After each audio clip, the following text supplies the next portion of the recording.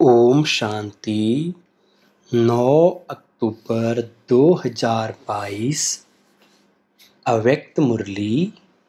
आज की मुरली के मुख्य पॉइंट्स हैं: भविष्य विश्व राज्य का आधार, संगम युग का स्वराज्य।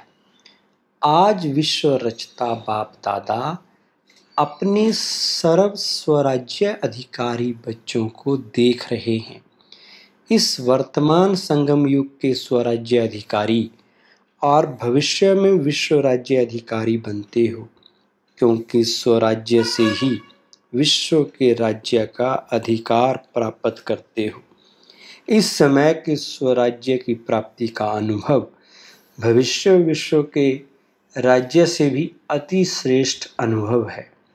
सबसे श्रेष्ठ पहला है स्वराज्य, जिसके आधार से आप स्वराज्य अधिकारी आत्माएं अनेक जन्म सतयुग त्रेता तक विश्व राज्य अधिकारी बनते हो। राजयोगी अर्थात राजा बनने वाले योगी स्वराज्य अधिकारी आत्माओं की विशेष नीति है। जैसे राजा अपनी सेवा के साथियों को, प्रजा को जैसा जो ऑर्डर करते हैं, उस ऑर्डर से उसी नीति प्रमाण साथी व प्रजा कार्य करते हैं। ऐसे आप स्वराज्य अधिकारी आत्माएं अपनी योग की शक्ति द्वारा हर कर्म इंद्रिय को जैसा ऑर्डर करती हो, वैसे हर कर्म इंद्रिय आपके ऑर्डर के अंदर चलती है। ना सिर्फ ये स्थूल शरीर की सर्व कर्म इंद्रियां, लेकिन मन, बुद्धि, संस्कार भी आप राज्य अधिकारी आत्मा के डायरेक्शन प्रमाण चलते हैं। संस्कारों के वश नहीं, लेकिन संस्कार को अपने वश में कर श्रेष्ठ नीति से कार्य में लगाते हो। अगर कोई कर्म इंद्रियां कभी आंख धोखा देती, कभी बोल धोखा देता, वाणी अर्थात मुख धोखा देता, संस्कार अपने कंट्रोल में नहीं रहते, तो उसको स्वराज्य अधिकारी नहीं कहेंगे, उसको कहेंगे स्वराज्य अधिकार के पुरुषार्थी। वास्तव में राज्य अधिकारी आत्मा को स्वप्न में भी कोई कर्म इंद्रिय व मन, बुद्धि, संस्कार धोखा नहीं दे सकते, क्योंकि अधिकारी हैं। अधिकारी कभी अधीन नहीं हो सकता। सबसे बड़े ते बड़ा बादशाह है बेफिक्र बादशाह, और सबसे बड़े ते बड़ा राज्य है बेगमपुर का राज्य। बेगमपुर के राज्य अधिकारी के आगे ये विश्व का राज्य भी कुछ नहीं है।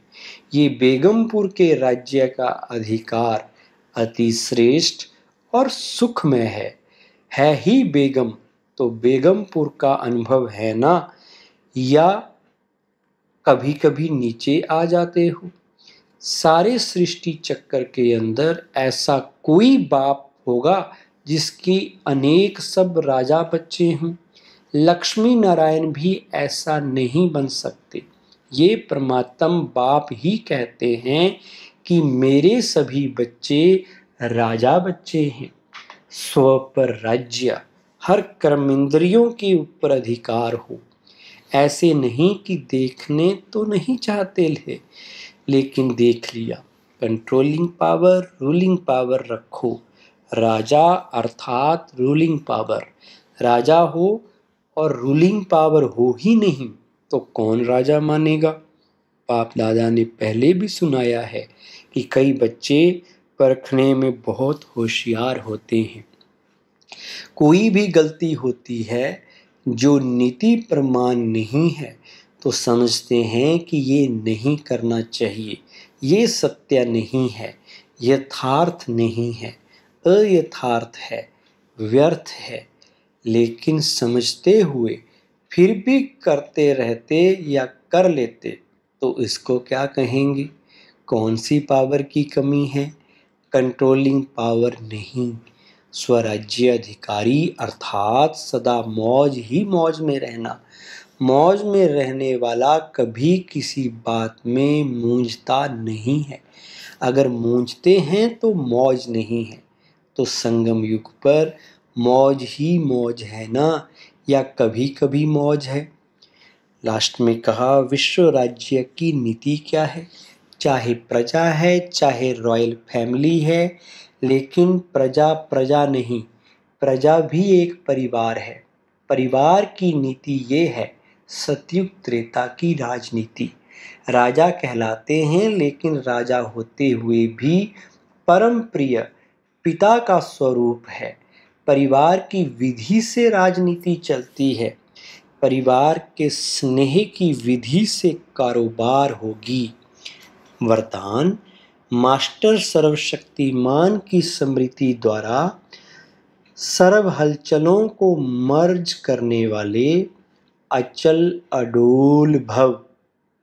विस्तार है, जैसे शरीर का ऑक्यूपेशन इमर्ज रहता है, ऐसे ब्राह्मण जीवन का ऑक्यूपेशन इमर्ज रहे और उसका हर कर्म में नशा हो, तो सर्व हलचलें मर्ज हो जाएंगी और आप सदा अचल अडोल रहेंगे।